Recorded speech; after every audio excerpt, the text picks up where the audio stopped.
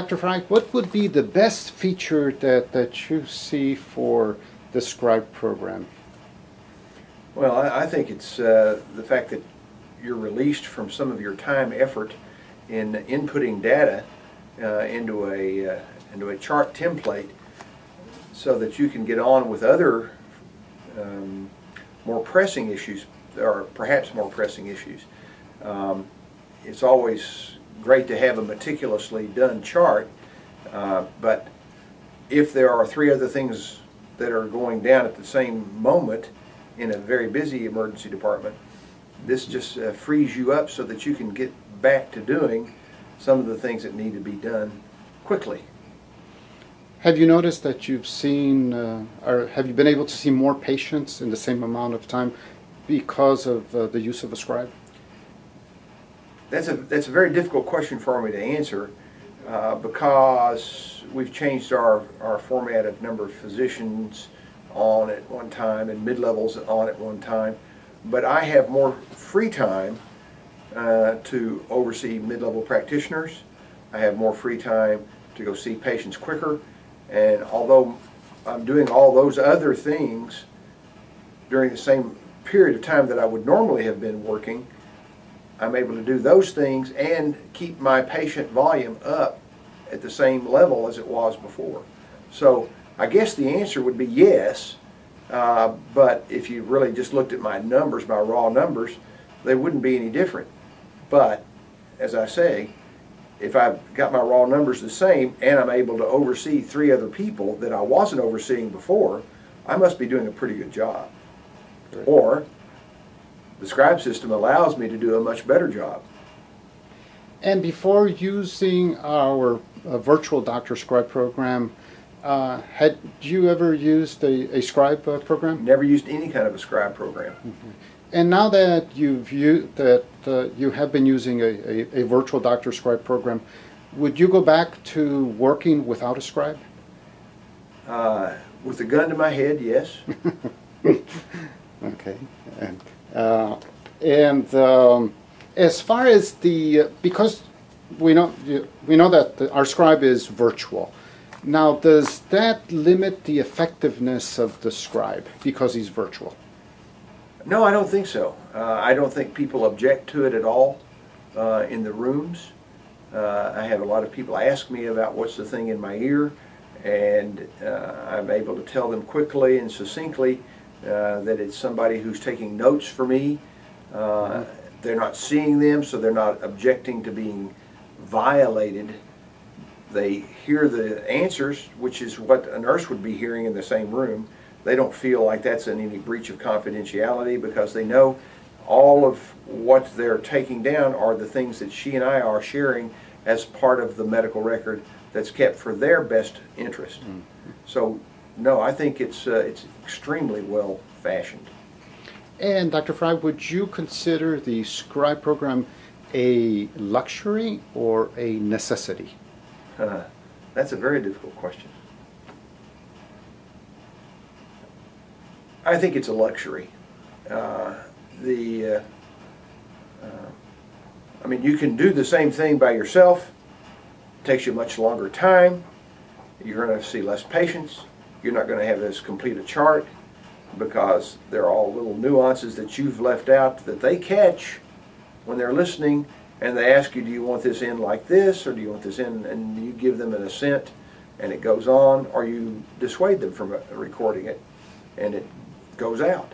So it's a better, more full, complete record, taking less time.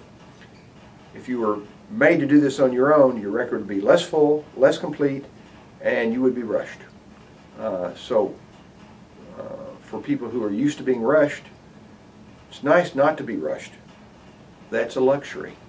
So I think a luxury is the proper stipulation, although if it were up to me, no one in a busy ER would be without one.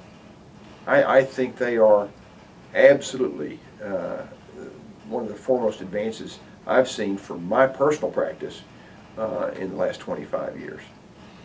And the fact that the virtual doctor scribe is usually a either a senior medical student or a resident, how does that fact help in the sense that for them understanding the medical terminology? Almost always they are aware of where we're going in an evaluation, why we're going there, and they know the words that I'm using. They know the words that the patients are using, because those are pretty much common language, but they know my words.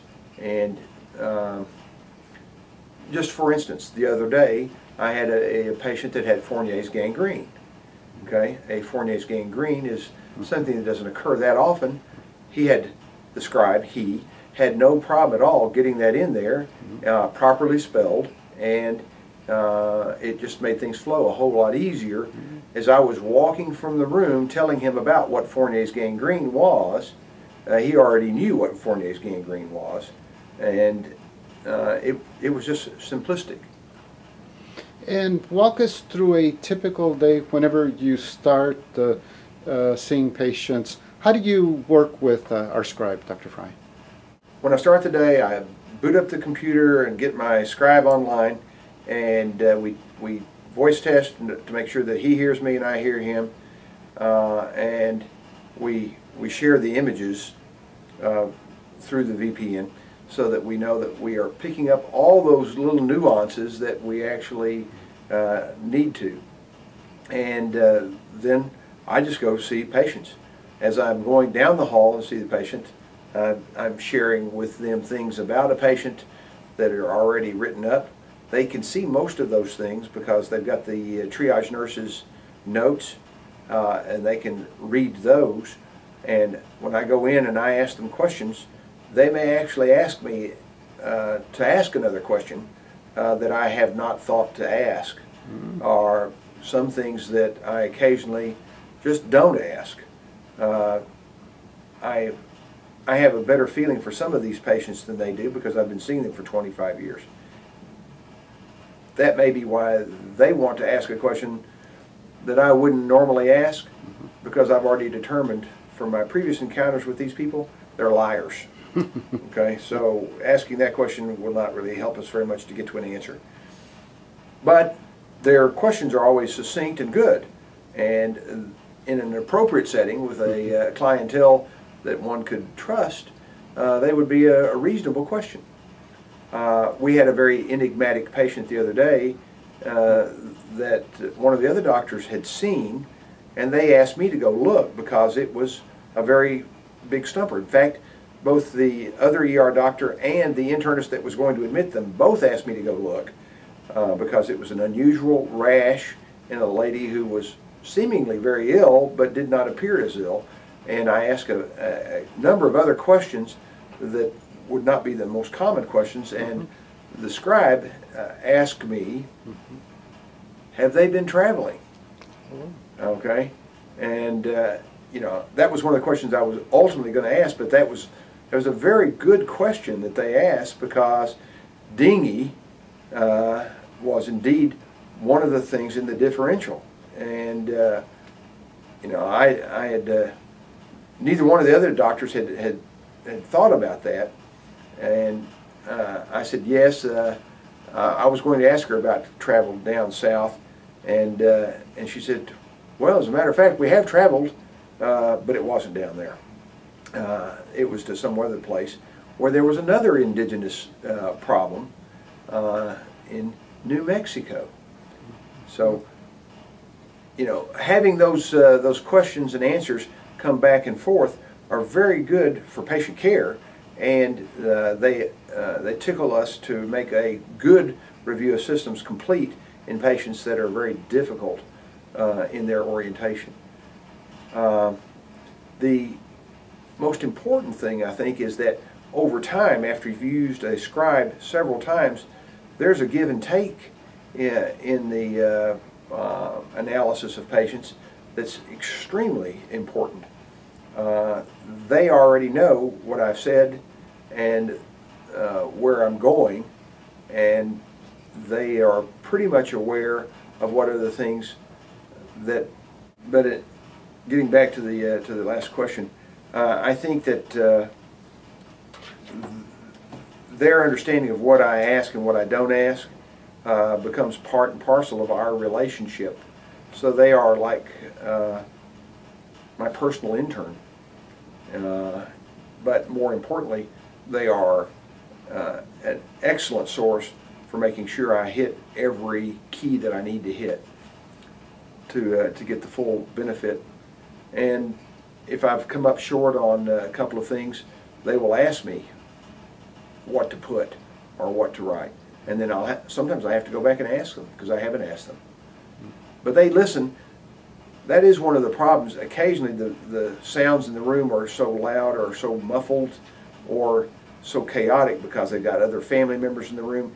They don't necessarily always hear the same answers, and we have to reiterate some of those. We can do that going down the hall when we're just describing my ear and me, and I can describe the physical examination when I'm coming down the hall if I desire to. I prefer, however, to come back and sit in my chair and look at the template to make sure that I've caught everything and give them the exam. One of the problems that some of them have with me, however, is that I used to dictate an awful lot. So I'm used to my personal, in my brain, template of dictation. And as I go through that template in my brain, I recite that out loud. They're not having to take all those things down because most of those things are normals. And they just check them off as I'm going through them. If I don't hit one, then they ask me, did you want to put this or do you want to put that? And I'll naturally say yes or no, I did not check that. So they are very good about making sure the record is very complete. Excellent.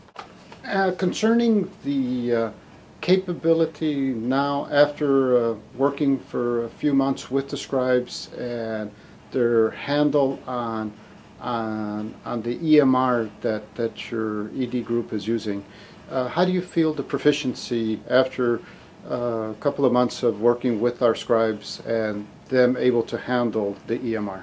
I think that the 90% of the time they're 95% correct.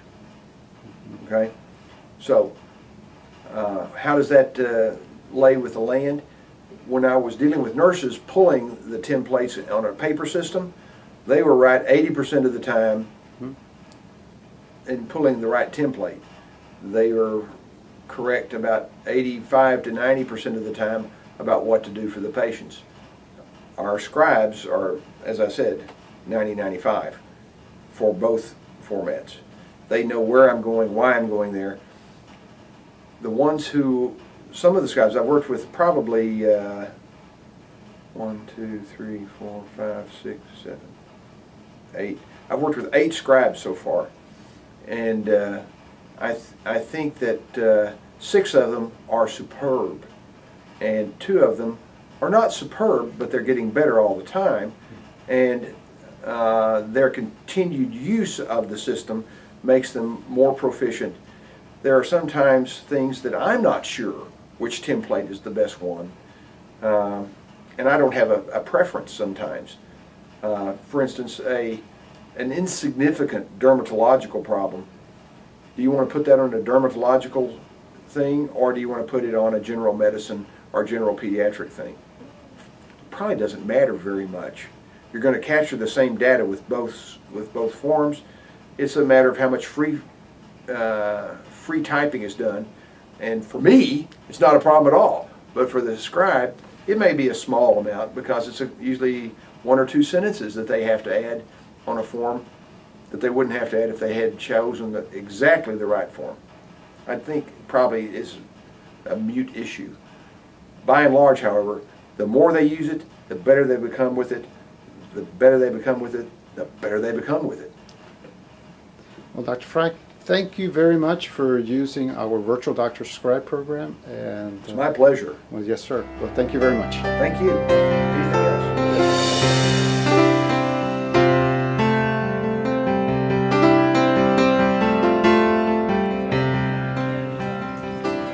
T3, Mr. Has left upper anterior chest pain that started yesterday evening. He's taken a couple of nitroglycerin tablets with relief.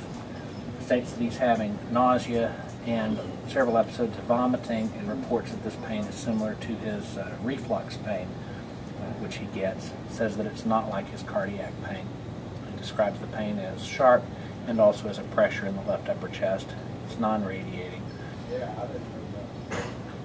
On exam, he has bilateral arcus senilis. He has a 2/6 systolic murmur in the upper right sternal border. He has left anterior chest wall tenderness to palpation. The remainder of his examination is unremarkable. His EKG shows a sinus rhythm rate of 80, normal axis, normal intervals,